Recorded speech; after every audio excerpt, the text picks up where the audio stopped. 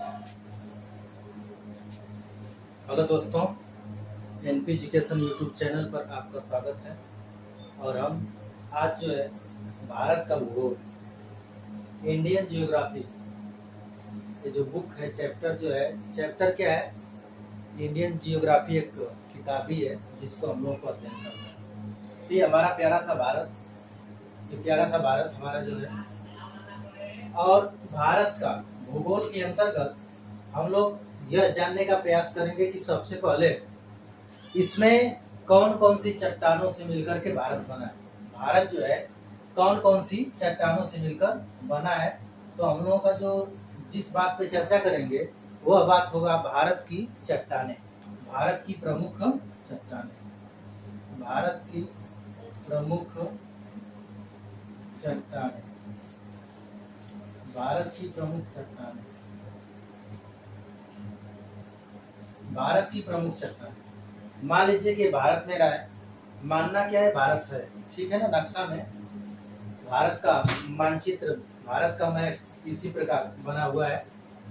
तो ये वाला जो प्रदेश है, ये वाला प्रदेश भारत का, ये वाला प्रदेश को किस प्रदेश के नाम से जाना जाता है? इस वाले रीजन को किस प्रदेश के नाम से जाना जाता है? तो हम लोग बोल सकते हैं इसको पर्वतीय प्रदेश के नाम से जाना जाता है, पर्वतीय प्रदेश के नाम से जाना जाता है। और ये वाला जो रीजन है भारत का, ये वाला रीजन जो है, इसको मरुस्थलीय प्रदेश के नाम से जाना जाता है। फिर ये वाला जो रीजन है भारत का, ये वाला रीजन, इसको हम लोग बोल सकते हैं कि ये भारत का जो है मैदानी प्रदेश है। भारत का कौन सा प्रदेश है? तो मैदानी प्रदेश है।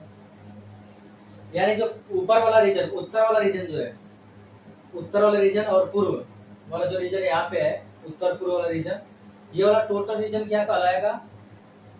पर्वतीय प्रदेश कहलाएगा। और ये वाला जो रीजन यहाँ से यहाँ तक है मैदानी प्रदेश है, और ये वाला जो रीजन है मरुस्थलीय प्रदेश है। अब इसको हम लोग देखते हैं, तो इस वाले रीजन को हम लोग तटीय प्रदेश के नाम से जान सकते हैं, भारत का तटीय प्रदेश के नाम से जान सकते हैं। ये वाला रीजन कौन सा है? भारत का तटीय प्रदेश, भारत का तटीय प्रदेश है ये। अगर ज्यादा पढ़ेंगे इसमें तो हम लोग जान सकते हैं कि इसको हम लोग पश्चिमी घाट के नाम से जानते हैं, पश्चिमी घाट के नाम से जानते हैं। और इसको हम लोग जानते हैं पूर्वी घाट के नाम से, पूर्वी घाट के नाम से। यानी यहाँ से लेकर, यहाँ से गुजरात से लेकर के यहाँ हम लोग आ जाएंगे बंगाल तक, तो हम लोग क्या बोल सकते हैं? पश्चिमी, इसको तटीय प्रदेश के नाम से जान सकते हैं। किस नाम से? तटीय प्रदेश के नाम से जान सकते हैं। फिर ये वाला जो रीजन है भारत का, ये वाला जो रीजन है भारत का, ये वाला जो रीजन है, इसको हम लोग बोलेंगे भारत का पठारी प्रदेश, भारत का पठारी प्रदेश के नाम से जानते हैं, ठीक है ना। यानी उत्तर वाला रीजन पर्वतीय प्रदेश, पर्वतीय प्रदेश को हम लोग हिमालयन प्रदेश के नाम से भी जान सकते हैं, बोल सकते हैं हिमालयन प्रदेश। पर्वतीय प्रदेश को हिमालयन प्रदेश के नाम से भी जान सकते हैं। और ये जो है मैदानी प्रदेश है, ये मरुस्थलीय प्रदेश है। राजस्थान वाला प्रॉपर क्षेत्र जो है अरावली वाला, और पठारी प्रदेश है ये वाला रीजन, ठीक है। और ये जो है तटीय प्रदेश है, इसको हम पश्चिमी घाट बोलते हैं, और ये जो है पूर्वी घाट। मान लीजिए कि जो भारत है, भारत कई चट्टानों से मिलकर बना है, कई चट्टानों से मिलकर बना है। मानिए कि जो पर्वतीय प्रदेश है यह यक्षवंत चट्टानों से मिलकर बना है, और ये जो मैदानी प्रदेश है यह यक्षतु चट्टानों से मिलकर बना है, और जो मरुस्थलीय प्रदेश है यह यक्षथ्री चट्टानों से मिलकर बना है, और पठारी प्रदेश मान लीजिए कि यक्ष4 चट्टानों से मिलकर बना है। तटीय प्रदेश यक्ष5 चट्टानों से मिलकर बना है, ठीक है ना। यानी हम लोग क्या देखे हैं कि जो हिमालयन प्रदेश है, पर्वतीय प्रदेश है, यह यक्षवंत चट्टानों से मिलकर बना है, और मैदानी प्रदेश जो है यक्षतु चट्टानों से मिलकर बना है, मरुस्थलीय प्रदेश x3, चट्टानों से पठारी प्रदेश x4, और जो ये वाला रीजन है तटीय प्रदेश जो है यह किस चट्टानों से मिलकर बना है, तो हम लोग बोले x5 चट्टानों से मिलकर बना है। तो हम लोग कह सकते हैं कि भारत कई प्रकार के चट्टानों से मिलकर बना है। भारत जो है लिख सकते हैं कि भारत कई प्रकार के चट्टानों से मिलकर बना है। भारत जो है कई चट्टानों से मिलकर बना है। यानी क्या, भारत की जो चट्टानी संरचना है क्या है, अलग अलग है। भारत की चट्टानी संरचना अलग अलग है। भारत की चट्टानी संरचना अलग अलग मानी जाती है, अलग अलग है। कहीं पर यह देखने के लिए मिलता है कि कहीं पर पुरानी चट्टानें हैं तो कहीं पर नई चट्टानें हैं। भारत में कहीं पर पुरानी चट्टानें देखने के लिए मिलती है तो कहीं पर नई चट्टानें देखने के लिए मिलती हैं। यानी भारत का जो बनावटी है, जो भारत का प्रदेश जो बने हैं, विभिन्न प्रदेश जो बने हैं कई चट्टानों से मिलकर बने हैं, ठीक है ना। और वे चट्टान कौन कौन से हैं, तो इसको थोड़ा हम लोग जान लेते हैं। अगर उन चट्टानों को देखना होगा तो हम बोल सकते हैं कि भारत जो है निम्नलिखित चट्टानों से मिलकर बना है। भारत निम्नलिखित चट्टानों से मिलकर बना है। और वह कौन कौन सा चट्टान है, पहला नंबर क्या है, दूसरा नंबर कौन सा है, तो पहला नंबर जो चट्टान है आर्कियन क्रम की चट्टान। आर्कियन क्रम की चट्टान, यानी भारत में जो है आर्कियन क्रम की चट्टानें देखने के लिए मिलती हैं या पाई जाती हैं। अगला जो है धारवाड़ क्रम की चट्टान। धारवाड़ क्रम की चट्टान। तीसरा नंबर कुडप्पा क्रम की चट्टानें। कुडप्पा क्रम की चट्टान। कुडप्पा क्रम की चट्टान। अगला हम लोग बोल सकते हैं द्रविड़ियन क्रम की चट्टान। द्रविड़ियन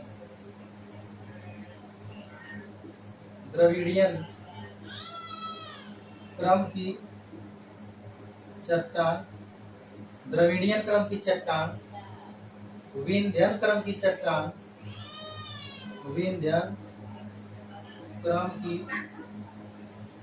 चट्टान, ठीक है ना। यानी आर्कियन क्रम की चट्टानें, धारवाड़ क्रम की चट्टानें, कुडप्पा क्रम की चट्टानें, द्रविड़ियन क्रम की चट्टानें, विंध्यन क्रम की चट्टानें, और भी भारत में कई चट्टानें देखने के लिए मिलती हैं।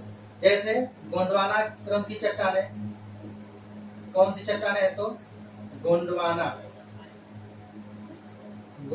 क्रम की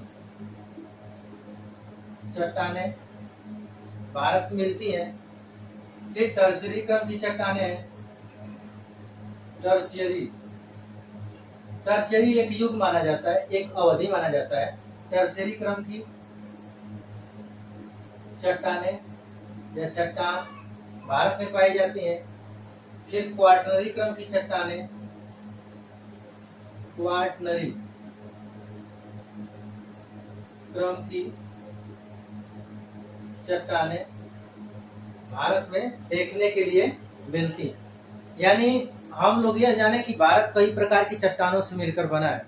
और वह जो चट्टान है, कौन कौन सी चट्टान है, तो आर्कियन क्रम की चट्टान, धारवाड़ क्रम की चट्टान, कुडप्पा क्रम की चट्टान, द्रविड़ियन क्रम की चट्टान, विंध्यन क्रम की चट्टान, गोंडवाना क्रम की चट्टान, और टर्शियरी क्रम की चट्टान, क्वार्टनरी क्रम की चट्टान। यानी टर्शियरी जो है और क्वार्टनरी जो है ये एक अवधि है, एक युग को बताया जाता है। यानी उन युगों में ये क्रम की चट्टानें देखने के लिए मिली।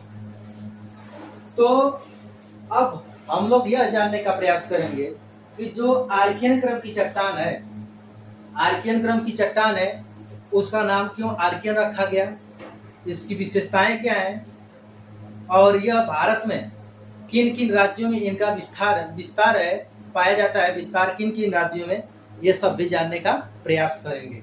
तो आइए देखते हैं हम लोग आर्कियन क्रम की चट्टान। भारत में आर्कियन क्रम की चट्टान।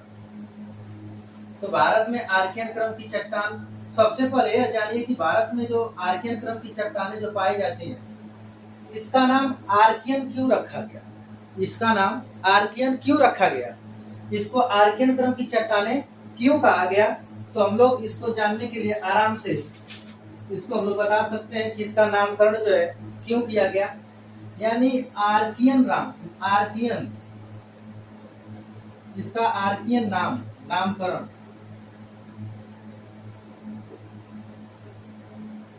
आर्कियन क्यों पड़ा? आर्कियन बताया जाता है कि आर्कियन को क्या बोला जा सकता है, इसका अर्थ बताया गया। इसका अर्थ होता है, आर्कियन का अर्थ होता है आद्य। आर्कियन का अर्थ क्या होता है? आद्य होता है। आर्कियन का अर्थ बताया गया आद्य, और आद्य का मतलब अगर हम लोग देखते हैं तो आद्य का मतलब होता है प्राचीनतम। प्राचीनतम, ठीक है ना? यानी प्राचीनतम, ठीक है? प्राचीनतम यानी जो ये आद्य है, इसी को अगर कह सकते हैं हम लोग कि संस्कृत में क्या बोला गया है, संस्कृत में इसी को बोला जाता है आर्कियन। इसी को संस्कृत में क्या बोला जाता है? आर्कियन। इसलिए इस चट्टान का नाम रख दिया गया आर्कियन क्रम की चट्टान। यानी आर्कियन क्रम की चट्टान, आर्कियन का अर्थ क्या बताया गया? आद्य बताया गया। आद्य का अर्थ प्राचीन होता है, प्राचीन या प्राचीनतम, और आद्य को संस्कृत में ही हम लोग क्या बोलते हैं? आर्कियन बोलते हैं। इसीलिए इसका नाम आर्कियन क्रम की चट्टान के नाम से जाना गया। फिर अगला जो पॉइंट है, हम लोग नामकरण जान लिए। आर्कियन क्रम की चट्टान जो है, इनका हम लोग नामकरण जान लिए। अब इसके बाद हम लोग जानेंगे कि ये भारत में विस्तार इसका कहाँ कहाँ पे, भारत में आर्कियन क्रम के चट्टानों का विस्तार कहाँ कहाँ देखने के लिए मिलता है। तो इसको हम लोग जानने का प्रयास करेंगे। मान लीजिए कि मेरा भारत है, ये क्या है? प्यारा सा भारत है, भारत का मैप है, और इसमें हम लोग यह जानने का प्रयास करेंगे कि आर्कियन क्रम की चट्टानें कहाँ पर देखने के लिए मिलती, ठीक है ना? आर्कियन क्रम की चट्टानें कहाँ पर देखने के लिए मिलती, ठीक है? देखिए ये भारत है, ये भारत है, ठीक है? ये भारत है हमारा। और अगर देखा जाए इसका विस्तार, आर्कियन क्रम की चट्टानों का अगर विस्तार देखा जाए तो हम लोग बोल सकते हैं कि ये जो यहाँ से लेकर इसका विस्तार इन राज्यों में भी है, ठीक है? यानी इन राज्यों में भी चट्टान आर्कियन क्रम की चट्टानें पाई जाती हैं। फिर आर्कियन क्रम की चट्टानें यहाँ पर भी पाई जाती हैं, ठीक है ना? आर्कियन क्रम की चट्टानें एमपी में देखने के लिए मिलती है, एमपी में भी देखने के लिए मिलती है, गुजरात में भी देखने के लिए आर्कियन क्रम की चट्टानें मिलती हैं, और जो है मेघालय में भी आर्कियन क्रम की चट्टानें मेघालय में देखने के लिए मिलती हैं। यानी विस्तार क्या है? आर्कियन क्रम की चट्टानों का अगर विस्तार देखा जाए तो हम लोग कह सकते हैं कि ये कर्नाटक वाला रीजन, यानी आर्कियन क्रम की चट्टानें जो है कर्नाटक में पाई जाती हैं, तमिलनाडु में पाई जाती हैं, तमिलनाडु में, कर्नाटक में, आंध्र प्रदेश में, आर्कियन क्रम की चट्टानें देखने के लिए मिलती है। और ये वाला जो रीजन है मध्य प्रदेश, ये वाला रीजन गुजरात ले लीजिए, कौन सा? गुजरात ले लीजिए, राजस्थान ले लीजिए, राजस्थान, गुजरात, और ये वाला जो क्षेत्र है मेघालय, ठीक है ना? मेघालय, आंध्र प्रदेश,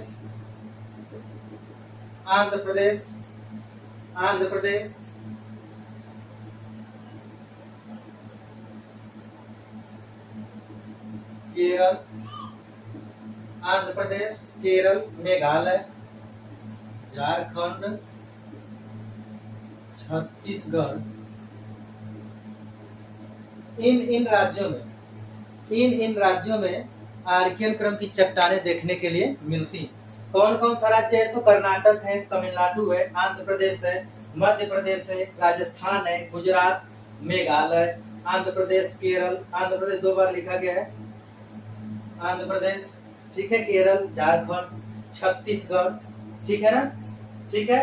इन क्षेत्रों में जो है आर्कियन क्रम की चट्टानों का विस्तार देखने के लिए मिलता है, ठीक है। आर्कियन क्रम की चट्टानों को देखने के लिए मिलता है कि इन राज्यों में आर्कियन क्रम की चट्टानें पाई जाती है।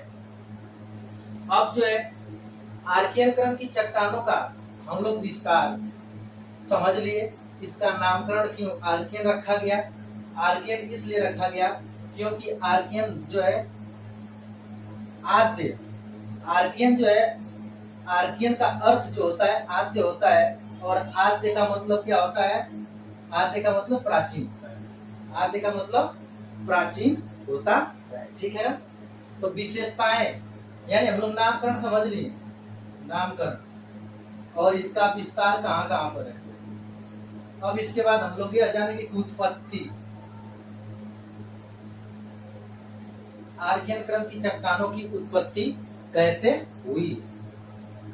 तो बताया जाता है कि आर्कियन क्रम की चट्टानें जो है सबसे पुरानी चट्टानें मानी जाती है, सबसे पुरानी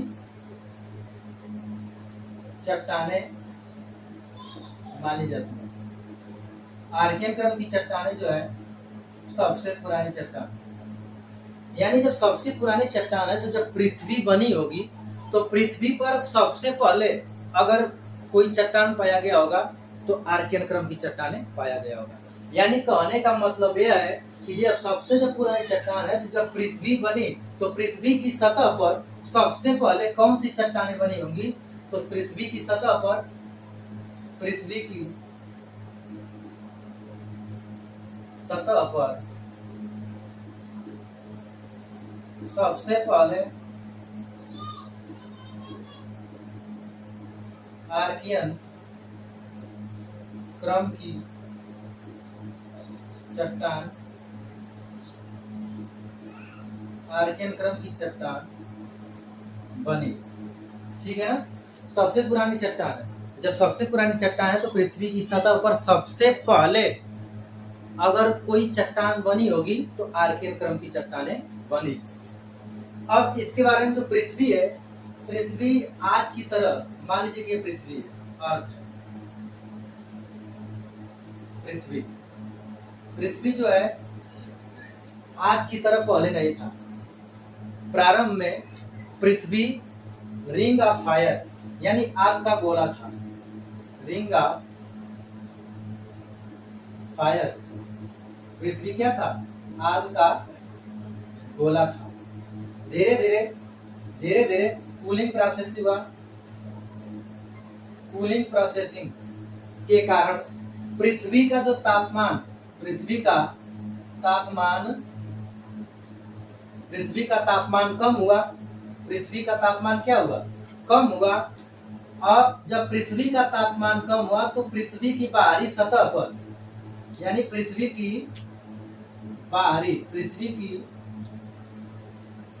बाहरी भाग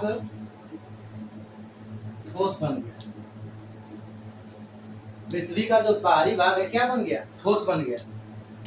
यानी पृथ्वी जो है प्रारंभ में आग का गोला था, धीरे धीरे कूलिंग प्रोसेस हुआ, यानी शीतलीकरण हुआ। और शीतलीकरण हुआ तो तापमान कम हुआ, पृथ्वी का तापमान कम हुआ, घटा। और जब पृथ्वी का तापमान घटा तो पृथ्वी की जो बाहरी भाग क्या हो गया? ठोस बन गया। पृथ्वी का बाहरी भाग ठोस बन गया। और यही जैसे ही पृथ्वी का बाहरी भाग ठोस बना, जैसे ही पृथ्वी का बाहरी भाग ठोस बना, जैसे ही पृथ्वी का बाहरी भाग ठोस बना, वैसे ही आर्कियन क्रम की चट्टानों की उत्पत्ति हुई। यानी आर्कियन क्रम की चट्टानों की क्या हो गई? उत्पत्ति। आर्कियन क्रम की चट्टानों की उत्पत्ति। यानी उत्पत्ति में हम लोग क्या देखें कि सबसे पहले अगर पुरानी चट्टान अगर मानी जाएगी, सबसे पुरानी चट्टान, तो आर्कियन क्रम की चट्टान, आर्कियन क्रम की चट्टान को माना जाता है। जब आर्कियन क्रम की चट्टान सबसे पुरानी चट्टान है, तो हम कह सकते हैं कि पृथ्वी की सतह पर अगर सबसे पहले कोई चट्टान बना होगा तो आर्कियन क्रम की चट्टान ही बना होगा। तो पृथ्वी जो है प्रारंभ में आग का गोला था, धीरे धीरे शीतलीकरण की प्रक्रिया हुई, और जब शीतलीकरण की प्रक्रिया हुई तो पृथ्वी का तापमान कम हुआ, और जब पृथ्वी का तापमान कम हुआ तो पृथ्वी के भाग ठोस बन गया। पृथ्वी का जो बाहरी भाग है वो क्या बन गया, ठोस बन गया। और जैसे ही पृथ्वी का बाहरी भाग ठोस बन गया, आर्कियन क्रम की चट्टानों की उत्पत्ति हो गई। आर्कियन क्रम की चट्टानों की क्या हो गई, उत्पत्ति हो गई। तो हम लोग क्या कह सकते हैं इसके बारे में, हम लोग ये बोल सकते हैं कि आर्कियन क्रम की चट्टानों की अगर उत्पत्ति माना जाएगा तो पृथ्वी के शीतलीकरण की प्रक्रिया के द्वारा ही आर्कियन क्रम की चट्टानों की उत्पत्ति माना जाएगा। यानी पृथ्वी की शीतलीकरण, पृथ्वी की जो है कूलिंग प्रोसेस हुआ होगा, शीतलीकरण की प्रक्रिया हुई होगी, तब जाकर के आर्कियन क्रम की चट्टानों का निर्माण हुआ। अब अगला जो पॉइंट है, आर्कियन क्रम की चट्टानों की विशेषताओं के बारे में जानने का प्रयास करेंगे कि आर्कियन क्रम की जो चट्टानें हैं उनकी क्या क्या विशेषताएं हैं। इसमें हम लोग यह जाने कि विशेषता में हम लोग बोल सकते हैं कि आर्कियन क्रम की जो चट्टान है यह सबसे पुरानी चट्टान। कैसी चट्टान है, तो विशेषता हम बोल सकते हैं कि आर्कियन क्रम की जो चट्टान है सबसे पुरानी चट्टान, सबसे पुरानी चट्टान, आर्कियन क्रम की चट्टान सबसे पुरानी चट्टान है। अगला विशेषता क्या बोल सकते हैं कि यह जो है, यानी आर्कियन क्रम की चट्टानों की जो उत्पत्ति हुई है, निर्माण जो हुआ है, यह कैसे हुआ है, तो पृथ्वी की शीतलीकरण की प्रक्रिया का परिणाम है। यह पृथ्वी की शीतलीकरण की प्रक्रिया का परिणाम है। यानी विशेषता है आर्कियन क्रम की चट्टानों की, यह विशेषताएं हैं कि यह सबसे पुरानी चट्टान है, और जब सबसे पुरानी चट्टान है बताया गया है, और पृथ्वी की शीतलीकरण की प्रक्रिया के द्वारा ही इन चट्टानों का निर्माण हुआ होगा। अगला जो विशेषता है, यह कठोर चट्टानों का उदाहरण है। यह जो है कठोर चट्टानों का उदाहरण है। कठोर चट्टानों का उदाहरण इसलिए कहा जाता है क्योंकि पृथ्वी की सतह पर सबसे पहले यही चट्टान बनी थी। जब शीतलीकरण की प्रक्रिया हुआ तो पृथ्वी का बाह्य भाग क्या बन गया, ठोस बन गया। जब ठोस बना तो वैसे ही उत्पत्ति हो गई इन चट्टानों की, यानी आर्कियन क्रम की चट्टानों की उत्पत्ति हो गई। तो यह कठोर चट्टानों का उदाहरण, यह कठोर चट्टानों का उदाहरण है। यानी हम लोग कह सकते हैं कि ये चट्टानें जो है स्थलाकृतियों के लिए, ये चट्टानें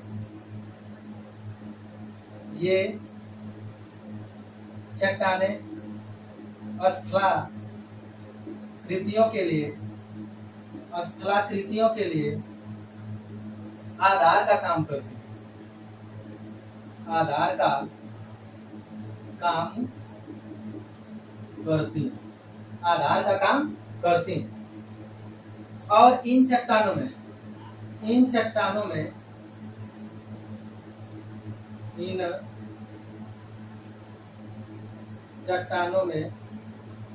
जीवाश्म नहीं पाए जाते हैं, जब इन चट्टानों में जीवाश्म नहीं पाए जाएंगे तो जीवाश्म ईंधन भी नहीं पाए जाएंगे। यानी इन चट्टानों में जीवाश्म ईंधन भी नहीं पाया जाता है। इन चट्टानों में जीवाश्म